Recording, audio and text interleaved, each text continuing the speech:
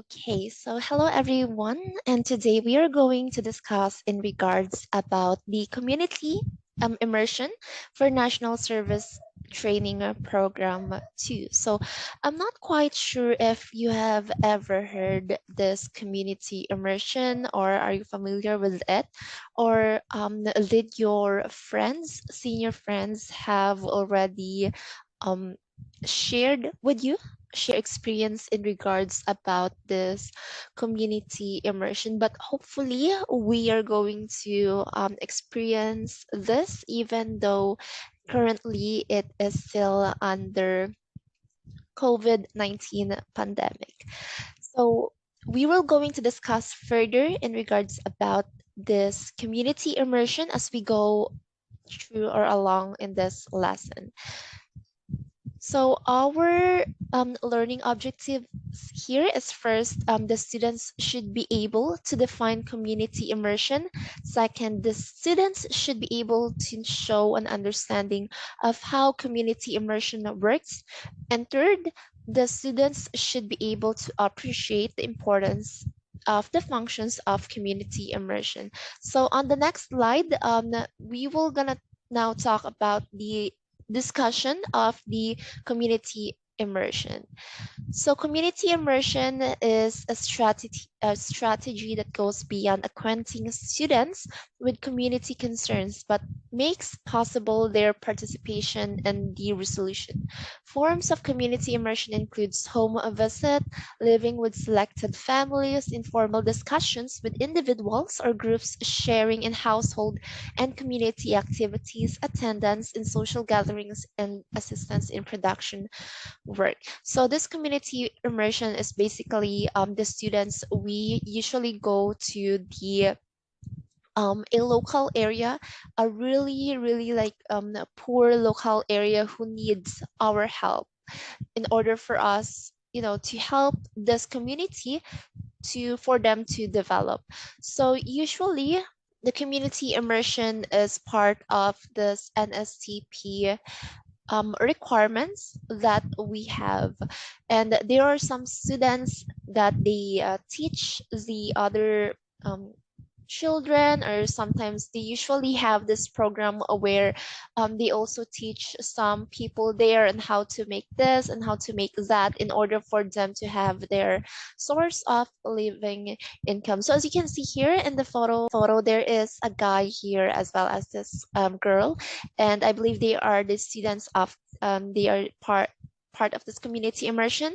There are the students, and they helping this young little children here in this photo. So usually this usually happen when these students are far away from their school. So the thing that they did in order to help the community is they tutor the students, because these students is way too far from their schools. Sometimes there are some students who decide to stay on the community and this specific community for a bit, like they might be sleep there, and the next morning they go ahead and teach students again, or they tutor the students again so that they could help this young children in their classes. And I really think that it is not just for them to help the community on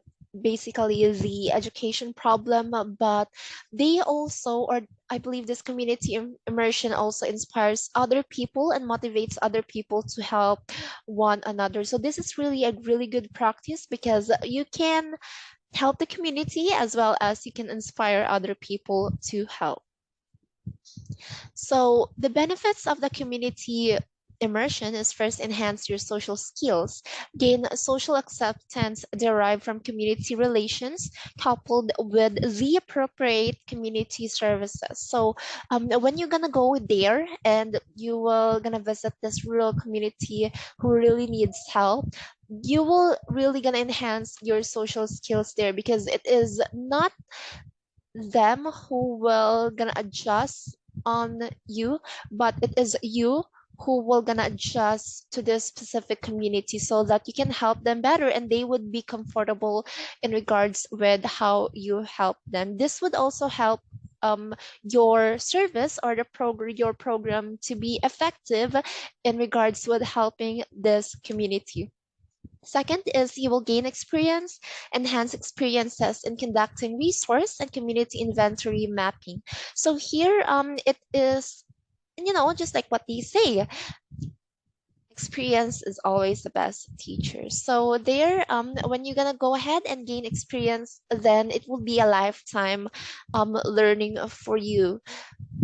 Third is opportunity to appreciate, have the opportunity for the students to appreciate other people's life through living, identifying, and associating with other people. So when you go ahead and help this person, because they are strangers to you and you are strangers to them, but the goal there is you will gonna go ahead and help this community. So when you are new to this specific area and you have a different kind of lifestyle from them, then you'll have the opportunity to appreciate what you have as well as what they have. You will appreciate what you're living as well as they're living as well. And it's not just that, but you will also appreciate how kind they are, how good they are, how welcoming they are to you, for you to help them, because you would really look like a hero for them if you are gonna go ahead and help this really needy local area for them or for this community to develop. On the next slide, there is a two models here for this community immersion. So first is efforts to develop from within the community are led by community members. So they are the community members here usually are the citizens of the local area as well as might be the barangay officials or any other people here.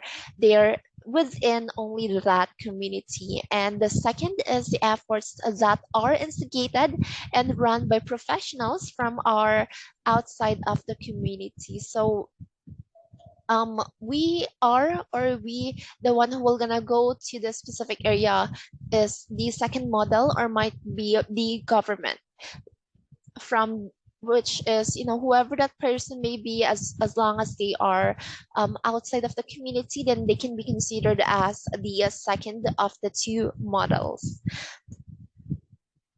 So we will gonna go ahead now and discuss in regards about the community development work, which is a process by which efforts of the people at the grassroots level are united with those of the government to improve social, economic, and cultural conditions of the community. So when you're gonna go ahead and do the community immersion, this is what we do, which is we work there to develop the community. So there are different approaches here in regards about the community development work. But before we will gonna go through that, we can just define the community development work and the community-based work.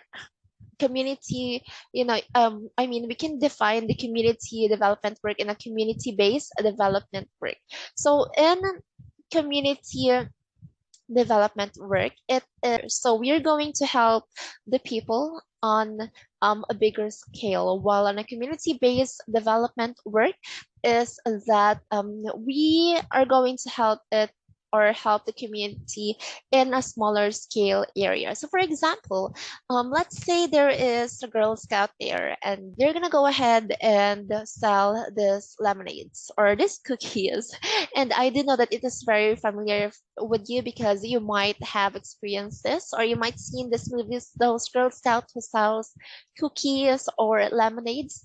And then let's say for this example that these sell this cookies and this lemonades for for them to help the funding of the library. So that is what we call the community-based work, because they help on a smaller scale, which is they want to help the funding of their school library. While the community development work, for let's say for an example, there are some moms or group of like parents there who wants to help or who wants to date on the orphanage. So what they did is they have a garage sale in their home to so that they can have the fundings to donate on the local orphanage. So that is what we call the community development work, because they want to help the community on a bigger scale. So in order for us to identify these, whether it would be a community development work or community-based development work, then we do have some approaches here, so that it will help us and it will guide us identify which one it would be. So first is the sustainability. So sustainability is something that we would know whether it could be a long term or short term. So for example, on the Girl Scouts that I've given the example earlier, their sustainability usually depends. It could be either short term, they only want to do it for a week, might be, or it could be a long term for their area of concentration. Area of concentration might be a local or a national or international. So for the Girl Scouts that I have given earlier, the example, that would be local, specifically on their school. Next is their field of specialization. So here on the Girl Scouts that I have provided earlier, their field of specialization could be or would be education. So for objectives, we can identify these objectives through their mission, vision, or goals. And from the given example that I have provided earlier, it could be to fund extra books to donate in their school library. So these are could be the example, and to answer as well for the second example that I have given earlier, which is on the moms or on the parents who are doing the garage sale. So for the sustainability, it depends on them, but usually it will only last for a short term. Their area of concentration is local, and their field of specialization is to orphanage, and their objectives is to provide donation to their local orphanage. But that is not the only thing that will help us identify in regards about this community development work, but we do have other approaches as well. So here on the slide, the first is the technical assistance approach, involve an efficient delivery of improving programs or service that allow communities to access outside experts in areas that may be highly technical or that may be demand credentials for further funding or implementation. So here in the technical assistance approach, we can look here and see the keyword, which is access outside experts. So we usually help, or we need help from professionals here in order for us to have this program. So for example, here on usually the barangays, there is some doctors. There are free consultation doctors on the specific area. So this is one of the example of technical assistance approach, because the doctors provide free consultations. They do provide this basic service, and we can identify that they are professional and they are outside experts within that community. So that is the technical assistance approach. Next is the self-help approach, encourages people within the community to work together, empowering communal independence. So here on the self-help approach, approach, there are some organization there who specializes at this self-help approach. So one common organization that is very popular here in this self-help approach could be the Miss Universe, because Miss Universe, they encourage you that, you know, women advocacy, women empowerment, they help those voiceless, they help those other girls to be themselves, to do more, you know, and um to appreciate or to be empowered. So this is the self-help approach. Next is the con approach. It deals with confronting the forces that are blocking efforts to solve problems by building human capacity to adjust local issues and concerns and altering the structure of community in terms of engagement. So this con approach here that we can see is it practices confrontation, because this is the approach that we use when we have this confrontation to address the problem. And it might sound like a bit technical, because you know we need some experts for this as well. But the keyword here is that we do some confrontation in order to address the local issues here and solve the problem on the community. So what we do here is we look for the problem, then we identify resources, we program the plan, and we evaluate it. So for example, there is a really rural area, and there is some tribes there, and these tribes doesn't have a water. So when someone went there, the problem that they have identified and the problem that the local resident there was stating that they don't have any water. So this people there identify the problem, and they identify the resources that there is a nearest community where they can get the water. However, it's way too far. So they plan to make a well. However, there is a storm that happened, sadly.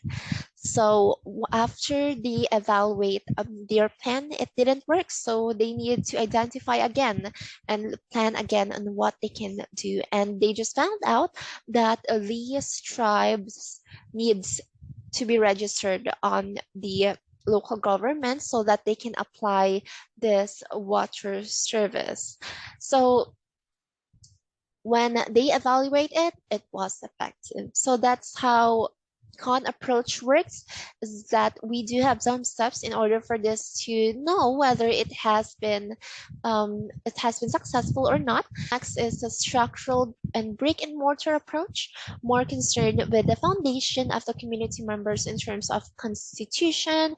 It may be involved in the process of constructing infrastructures that meet human needs or expectations. So from the word itself, structural and brick and mortar. So there are some programs that they usually do, like they try to build this local library for this community, so that this students can study more, or they do have the resources there.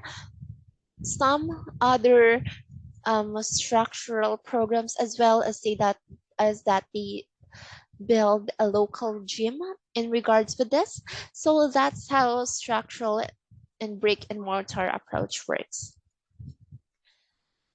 The fifth is the social justice and human rights. It focuses on behavioral, cultural, ethnical, and social affairs as a leading target for communal development in or outside of the community. So this might sound like the other approach, which is a self-help approach, but this is more focused on one of our base our need, which is the human rights. And Here, I think this is very self-explanatory, which we just focus on the social justice and human rights approach, such as the LGBTQ community, or we